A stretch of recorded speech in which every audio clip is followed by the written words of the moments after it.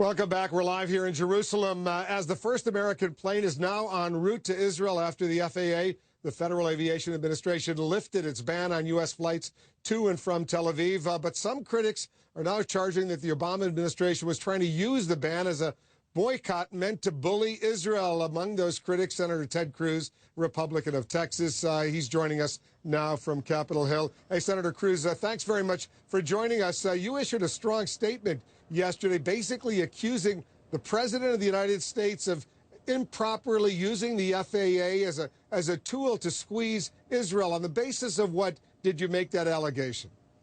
Well, Wolf, it's good to be with you. Thank you for having me. Yesterday, I raised some serious questions because the FAA's actions naturally lent themselves to serious questions. Number one, what the FAA did for Israel was unprecedented. It has never before shut down flights into Israel. Number two, its behavior was not even-handed. The FAA has not shut down flights into Afghanistan, into Pakistan, into Yemen. The FAA has not shut down flights into Ukraine, even though Ukraine just had a passenger airline shot down with a Russian Buk missile. And so the FAA didn't explain why Israel was being singled out for disparate treatment simply because one rocket landed several miles away from Ben Gurion Airport in an abandoned field. And so that disparate treatment raised questions. The second thing that raised questions... All right. Hold on, Senator. I just want to go through some of those points, and then we can discuss. First of all, that rocket landed about, the FAA says, and we checked, about 1 mile from Ben Gurion Airport, and it wasn't an abandoned field. We have the pictures. It destroyed a house in that area. Secondly, since I was covering the first Gulf War back in January of 1991, the FAA did close traffic to Tel Aviv when Iraqi Scud missiles launched by Saddam Hussein were coming into the Tel Aviv area. So there was a precedent, but go ahead.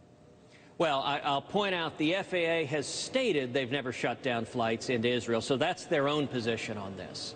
And my point is simply the disparate treatment by any measure, one rocket.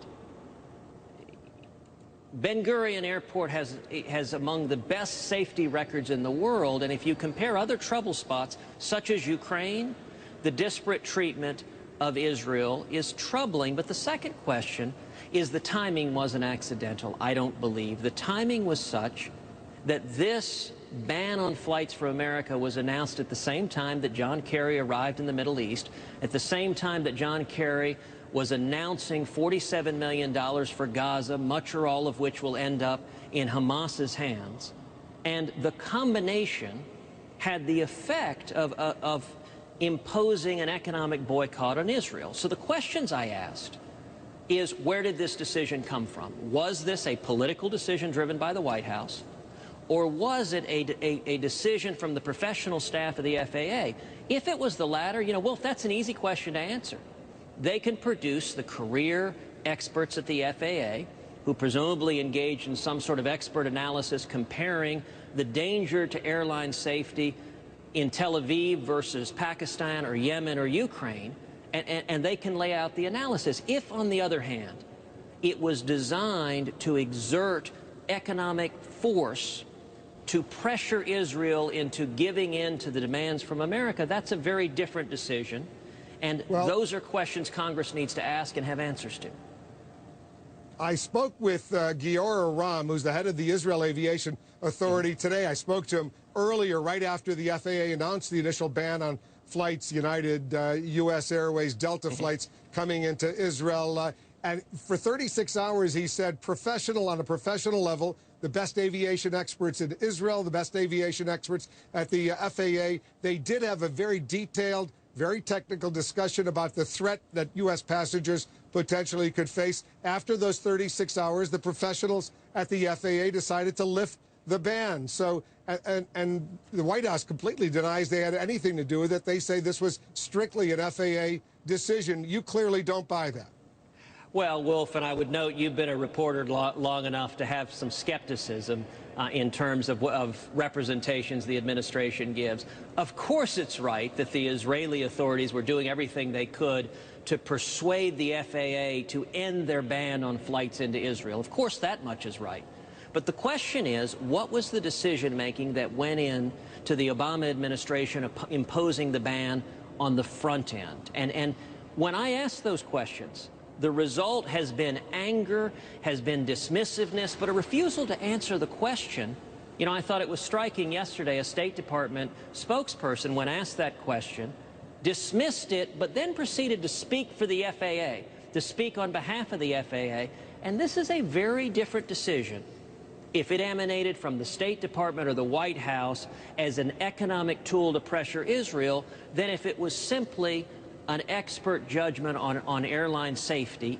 And that's easy to assess, because if it was the latter, there will be career employees, there will be written reports laying it out. If it was the former, then there's going to be a trail of communications from the political leadership. You know, there are other airlines that I guess it's fair to say followed the U.S. lead. In fact, even right now, Lufthansa, the German carrier, they're still not flying in and out of Israel. How do you explain that? They've got their experts. They want to make money. Those flights are pretty crowded.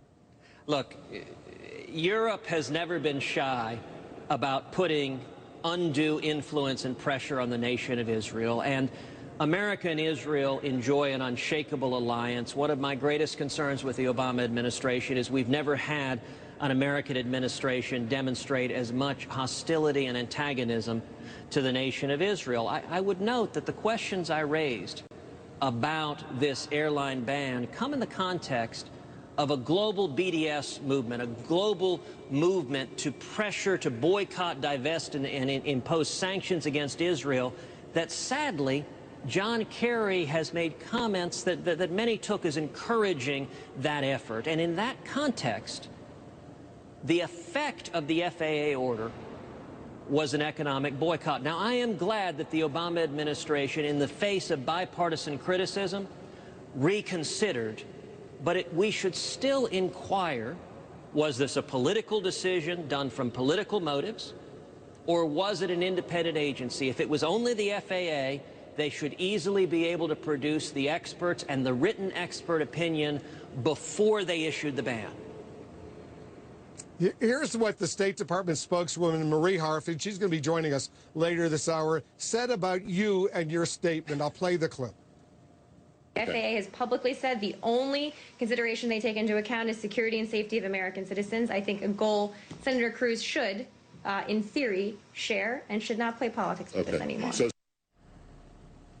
All right, go ahead and respond to Marie Harf.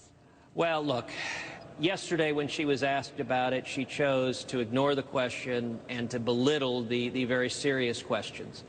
But then, strikingly, she stood up and said she would speak on behalf of the FAA. I think it's a little ironic that the State Department is protesting. They had nothing to do with the decision, but then the State Department is acting as the official spokesperson for the FAA at the same time. Right now, the facts we know suggest this was a decision driven by the State Department and perhaps by the political operatives at the White House, because there is no justification for why you would ban flights into Israel and not ban them into other far more dangerous areas, including most notably Ukraine, where a commercial airliner was just shot down with a missile. Over 200 people were murdered with a Russian Buk missile, and yet the FAA hasn't banned flights to Ukraine. That raises a serious question, and even in the comments you just played, the State Department spokesperson will not answer the questions or produce the internal FAA analyses that she's claiming were the basis of this decision.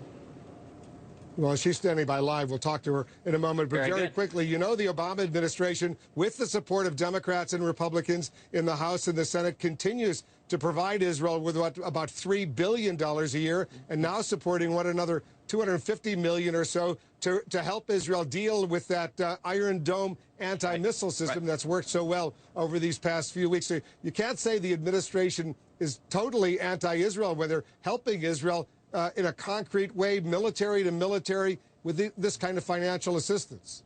Well, you can say that. Look, are they honoring the treaty commitments that have passed with overwhelming bipartisan support out of Congress? Yes. But at the same time, the Obama administration goes out of his way repeatedly to criticize, to attack, to hector the nation of Israel. It was just a couple of months ago that John Kerry said that Israel could become an apartheid state, which I would note is a vicious slander. It's false. And those words have consequences. They will be repeated by enemies of Israel, by Hamas, by Iran, by Hezbollah, and they'll say, this isn't us speaking, this is the Secretary of State of the United States. That is unacceptable. If you look at this conflict right now, it is a false moral equivalency to compare Hamas, who are terrorists trying to murder innocent men, women, and children, and the nation of Israel, whose military is trying to protect their civilians and stop terrorists. Those are not equivalent. They're fundamentally different. Senator Cruz, thanks very much for joining us. I know you have strong views on this subject, and you're willing to share them with our viewers. We appreciate that. Senator Ted Cruz of Texas, joining Always us a from pleasure, Capitol Wolf. Hill. Thank you. Thank you very much. We'll continue this conversation.